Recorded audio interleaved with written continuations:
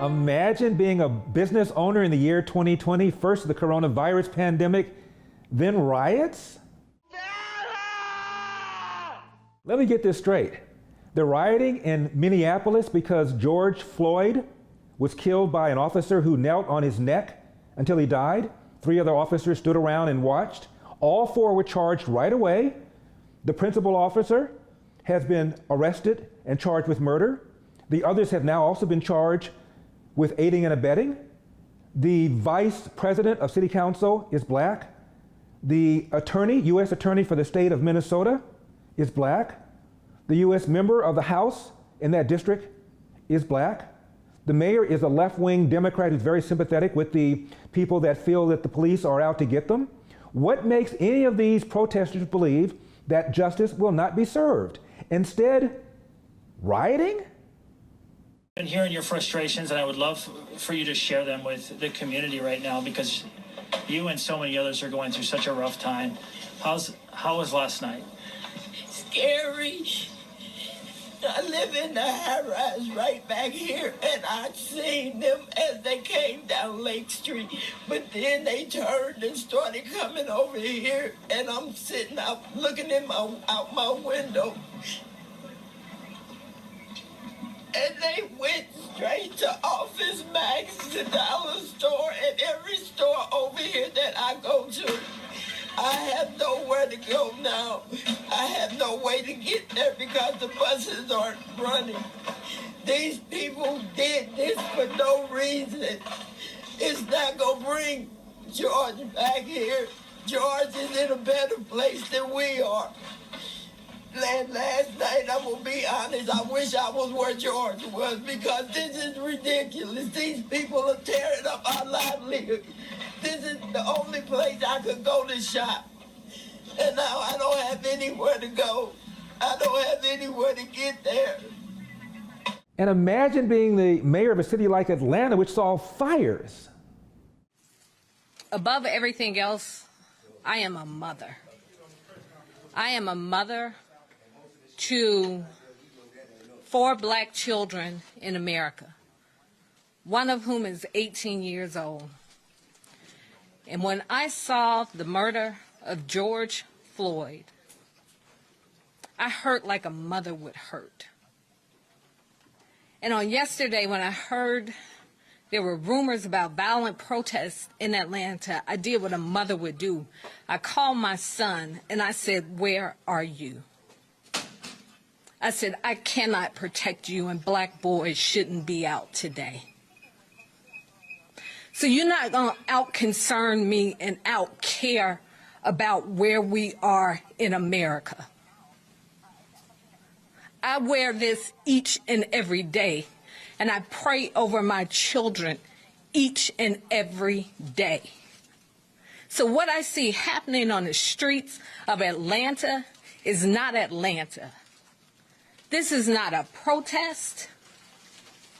This is not in the spirit of Martin Luther King Jr. This is chaos. A protest has purpose.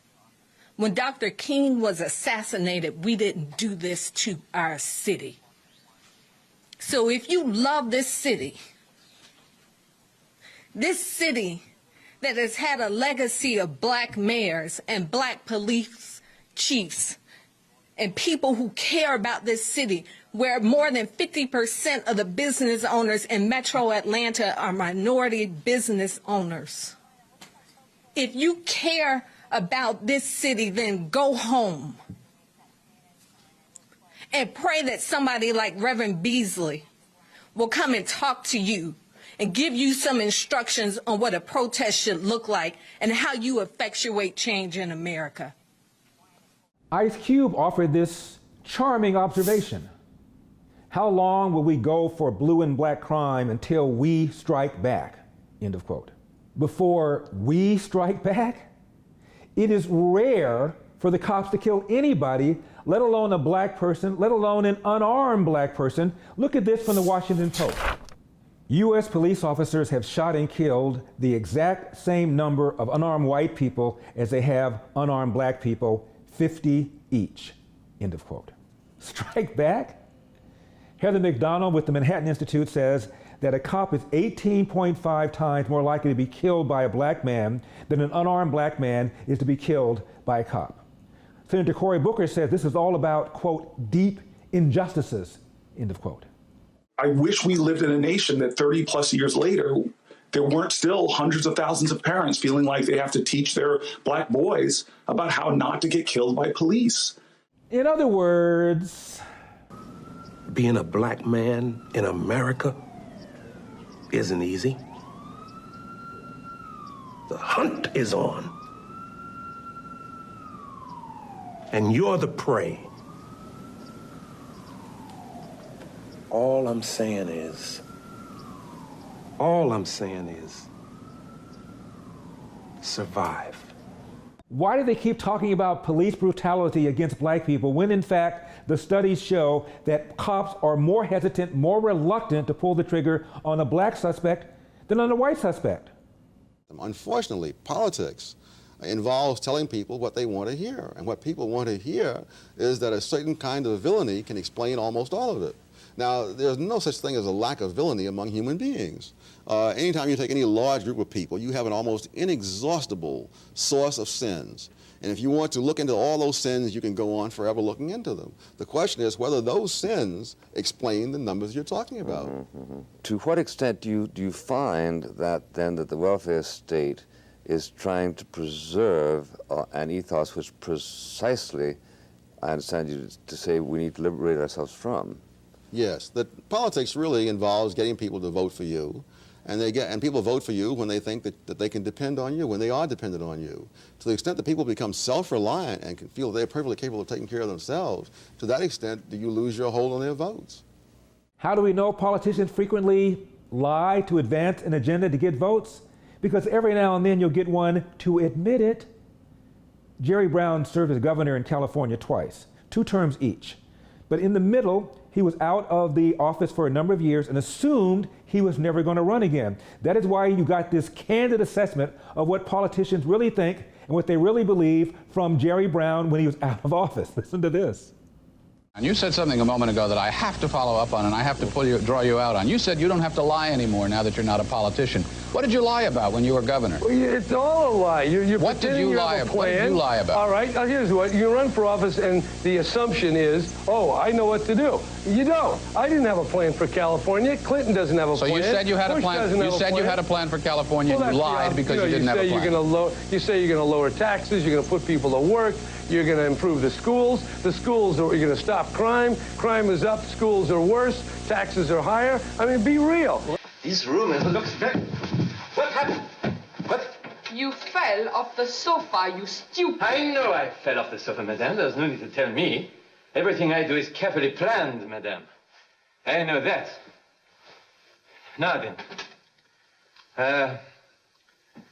What was I saying? Now, as for Ice Cube's statement about striking back, at whom, Mr. Cube? At whom? Fact, blacks kill twice as many whites, 500 as whites kill black, 250. Fact, blacks, 13% of the population, are 50% of the homicide victims. Fact, of the 50% homicide victims, almost all are killed by other blacks. Fact. This means roughly 3% of the population, that's the population of young black men, and that's the population that's primarily committing the crimes against other blacks. 3% of the population commits nearly 50% of the nation's homicides, end of quote. Now, it is true that Martin Luther King did say that riots are the language of the unheard. But when people quote him, they often quote him out of context. Here's what else he said about riots. Now, what I'm saying is this. I would like for all of us to believe in nonviolence, but I'm here to say tonight that if every Negro in the United States turns against nonviolence, I'm going to stand up as a lone voice and say this is the wrong way.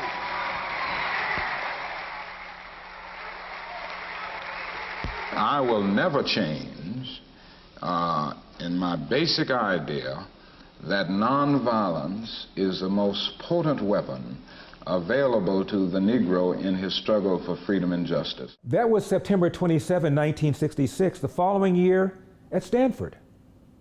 And let me say, as I've always said, and I will always continue to say, that riots are socially destructive and self-defeating. And 5 months before he was killed. But I think it is true that the vast majority of Negroes feel that the best way to resolve the problem is to work through peaceful, nonviolent means and militant nonviolence, but not through violence. And on the question of whether riots have helped, I've taken the position that riots are socially destructive and self-defeating, and therefore I have to take a stand against it because of my deep commitment to nonviolence. On the other hand, I do think a riot is the language of the unheard, and America has failed to hear, for instance, that the plight of the Negro poor has worsened over the last 10 or 15 years. I think it has also failed to hear that large segments of white society are more committed to tranquility and the status quo than to justice and humanity and equality. And in that sense, I think the riots have called attention to something. Not that they have brought about social transformation, but they've called attention to a very serious problem in our society. But I couldn't say that they have been helpful in the sense of really bringing about structural change. I haven't seen any basic change that has come through riots. The changes that we have made and the changes that we've seen over the last 10 or 12 years have come through powerful, watershed, nonviolent movements. Now, the presumptive reason for these riots in the streets is inequality. Some have more than others. Here's what Tom Sowell said about blacks and slavery and inequality. Blacks started much, much further behind. I don't think people realize how much further behind blacks started and how much progress has been made. There's a distinguished economic historian, Robert Higgs, who has said that for blacks to go from being completely illiterate in the middle of the 19th century to being one-half literate and by 1900 is just an amazing achievement in the history of the world, that you very seldom find that kind of change that quickly. So it depends on what you're holding as your standard. The standard is that blacks haven't caught up with whites. Whites haven't stood still. So what does explain generational poverty? Are you saying that in a culturally pluralistic society such as America, are you saying that the variable in success or lack of success is the culture of the particular group? Yes, that's exactly what I'm saying. I haven't been able to find a single country in the world where the policies that are being advocated for blacks in the United States have lifted any people out of poverty. I've seen many examples around the world of people who began in poverty and ended in affluence. Not one of them has followed any pattern at all like what is being advocated for blacks in the United States. Many groups have remained in poverty for a very long time trying to follow those patterns. These sort of permanent indigent classes. That's right. Within the blacks there's a very diverse movement, though. On the one hand, you have blacks who are getting more education, who are going to college and so on. Their incomes are rising, not only absolutely, but relative to that of whites of the same description. It's those blacks who have not had, say, 9 years of schooling, who have not had 6 years of experience in the job market. Their incomes are declining relative to the incomes of incomes of whites. If over the very same span of time, so it can't be a matter of the business cycle or something like that, is that those blacks who have the advantages relative to others have now still more advantages. But those who had the very difficult poverty to deal with, that is becoming more difficult. A higher percentage of all black income is going to the top 20% of blacks over time. Well, if it's culture, then income redistribution won't work. Even if the free market system equitably works and everyone progresses an equal amount, that person who started out with a lesser share of the capital is still going to end up with a lesser share of the capital. That's right. And there's nothing in the free market system that's going to enable him to make up for what was a purely arbitrary deficit in the first place. And given that the kind of people who become successful capitalists do not become that way by giving away their wealth voluntarily, Isn't it necessary to forcibly redistribute wealth before you can begin to operate under a capitalist system? No, it is not. The only way in which you can redistribute effectively the wealth is by destroying the incentives to have wealth. And the question is, what is the way, what is a system which will offer those people who are so unlucky as to be born without good positions, what is the system which will offer them the greatest opportunity? The answer, as Bono discovered, entrepreneurial capitalism. So some of Africa is rising, and some of Africa is stuck. The question is whether the rising bit will pull the rest of Africa up, or whether the other Africa will weigh the continent down. Which will it be? Stakes here aren't just about them. Imagine for a second this last global recession, but without the economic growth of China and India, without the hundreds of millions of newly minted middle-class folks who now buy American and European goods. Imagine that. Think about the last 5 years. Rockstar preaches capitalism. Wow. Sometimes I hear myself and I just can't believe it. But commerce is real. That's what you're about here. It's real. Aid is just a stopgap. Commerce, entrepreneurial capitalism takes more people out of poverty than aid. Of course, we know that. Now, let's talk a little bit about institutional racism. Speaking of which, do you know that Democrats run almost every single major American city? Check this out. New York City, Democrat. Los Angeles, Democrat. Chicago, Democrat. Houston, Democrat. Phoenix, Democrat. Philadelphia, Democrat. San Antonio, Independent. San Diego, Republican. Dallas, Democrat. San Jose, Democrat. Austin, Democrat. Jacksonville, Republican. San Francisco, Democrat. Columbus, Democrat. Fort Worth, Republican. Indianapolis, Democrat. Charlotte, Democrat. Denver, Democrat. Washington, D.C., Democrat. Boston, Democrat. You get the point. And their excuse when things don't go well? Racism. That the plantation called New York City be the city of God, a city set upon the hill. Are you also blaming racism? Yeah. For that failed union vote in Chattanooga? I'm blaming much more culture than I am race. I think there was an undercurrent of some race. Okay, now stop. To the point where now more than half of white Americans have these anti-black attitudes. Possibility number one, 12 Years a Slave wins Best Picture. Possibility number two, you're all racists. The mass majority of whites do not want their children to have babies by black men. With the Tea Party, they are mean, racist people. Take longtime Detroit area Congressman John Conyers. He served in Congress for decades. And when he was asked why it is that this area of Detroit is not doing well, but this area right adjacent to it, which is largely Arab and Muslim, is doing well, Conyers had a ready answer. This is from a piece in the Orlando Sentinel. Quote, "The few faces that populate these lost streets are African American," referring to the black area. Detroit's veteran Congressman John Conyers has a ready explanation for the jarring change at Warren and Central. That's where it changes from black to Muslim and Arab. He says it's racism. But the black-white divide of 8 Mile, the area in question, the divide between the Muslim area and the downtrodden black area, is really a myth, a convenient crutch. End of quote. And of institutional racism. Remember when Freddie Gray died in police custody in 2015?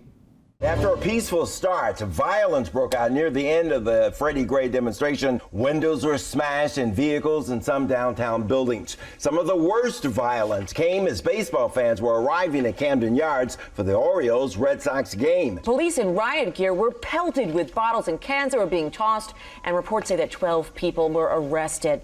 Let's see, at the time of Freddie Gray's death, the number 1 person in the police department, black. Number 2 person in the police department, black. The state attorney who brought the charges against 6 officers, black. 3 of the 6 officers, black. Judge before whom 2 of the officers decided to try their cases in lieu of a jury, black. The United States Attorney General at the time, black. 100% of the Baltimore City Council, Democrat, majority black. The President of the United States at the time, black. All these black people running the institution, and we're talking about institutional racism? Remember the comedian Wanda Sykes, after Obama got elected, said, "How are you going to complain about the man when you are the man?" Now, you remember when Dylan Roof killed all those black churchgoers at that black church in South Carolina? The following morning on the Morning Joe show on MSNBC Hee Haw, Martin O'Malley, one of the Democrat candidates for president, was on. And he was talking about the problem that we have, the legacy that we have of racism in America. And one of the panelists turned to him and said, "What do we do about it?" And here's what Mr. O'Malley said. Governor, you've been talking about it in the context of mental health and guns, but the president also talked about it in terms of the history of race and racial violence towards blacks. To what extent do you think that this was also something that gets at the core of some racial history that we still have? Oh, I mean, from the reports I read, and let's be honest with one another, the facts are still evolving here. I mean, it would appear that the racial motivation was certainly a big part of what happened. How do we address things like that? We do it by acknowledging the racial legacy that we share as Americans, and I don't know exactly how we address this, Walter. I mean, look, we as Americans all share a very painful racial legacy, and we need to acknowledge it, and we need to take actions to heal it. But I don't think anybody's figured out the magic solution to that. So you have the former mayor of Baltimore, former governor of the state of Maryland, not having a clue about how to address the institutional racism he just complained about. Maybe, just maybe, it's because the issue is not the institution, it's the individuals, and we ought to deal with them on a case-by-case basis. Now, Maxine Waters in 1992 referred to the riots in Los Angeles as a rebellion because of injustice. Let me tell you what the top 20 problems are in the black community. Check out my list. Fatherless homes, fatherless homes, fatherless homes, fatherless homes, fatherless homes, fatherless homes, fatherless homes, fatherless homes, fatherless homes, fatherless homes. I think you get the point. Now, what about the high cost of riots? This is from Black Enterprise magazine, talking about the Baltimore riots of 2015, quote, "It was black rioters costing black business owners a lot of money and potentially costing them their businesses. Nobody tells that story," end of quote. Now let's look at some of the financial costs. In the 1960s, many American cities experienced violent race-related civil disturbances. This article examines census data from 1950 to 1980 to measure the riot's impact on the value of central city residential property, and especially on black-owned property. Estimates indicate that the riots depressed the median value of black-owned property between 1960 and 1970, with little or no rebound in the 1970s. Census tract data for a small number of cities suggests relative losses of population and property value in tracts that were directly affected by riots compared to other tracts in those same cities, end of quote. So this is all about inequality, right? But think tanks on the left and on the right both offer the same formula to escape poverty. Finish high school. Don't have a kid before you get married first. Follow those steps and you will not be poor. Tom Sowell talks about the way government has made people dependent and therefore less successful, less prosperous. Blacks, of course, emerging from slavery had enormous disadvantages, even as compared to people emerging from slavery in other parts of the Western Hemisphere. Because, for one thing, in the United States, blacks were not allowed to have any responsibility under slavery. That one of the key ways of holding blacks in slavery at low cost was to keep the people dependent as much as possible. Now, people tried to do that in other parts of the Western Hemisphere. It wasn't as possible, say, in the West Indies, because there weren't enough whites, for example, in the West Indies to matter. So if blacks were going to be fed in the West Indies, they had to be fed by growing their own food. Like Angola and like the Portuguese colonies compared to, say, South Africa. Yes. And so therefore the blacks, say, in the West Indies had all sorts of experience growing their own food, selling the surplus in the market, and in fact being responsible for budgeting what they had. Blacks in the United States were deliberately kept from having that. Dependence was seen as the key to holding the slaves down. It's ironic that that same principle comes up in the welfare state 100 years later. I got a question. Look at this.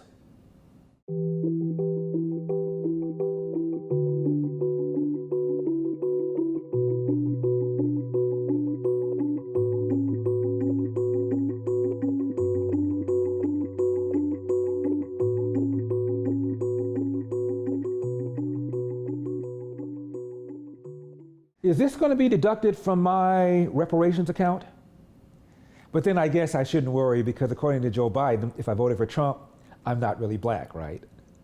Now, I've made a lot of funny of Joe Biden. Come on, anybody can have a bad day. Anybody can be befuddled. Even somebody who's considered to be one of the great speakers of the Democratic Party. For a treatable illness like asthma, they end up taking up a hospital bed. It costs, you gave them treatment early, and they got some treatment and a breathalyzer, or an inhalator, not a breathalyzer.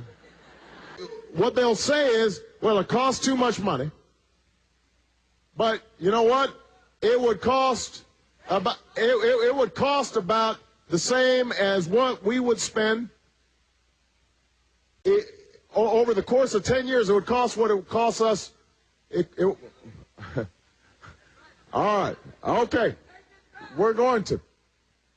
It would cost us about the same as it would cost for about, hold on one second, I can't hear myself. But I'm glad you're fired up, though. Finally, don't forget, June 19th, my documentary is coming out. It is called Uncle Tom. Check out one of the trailers.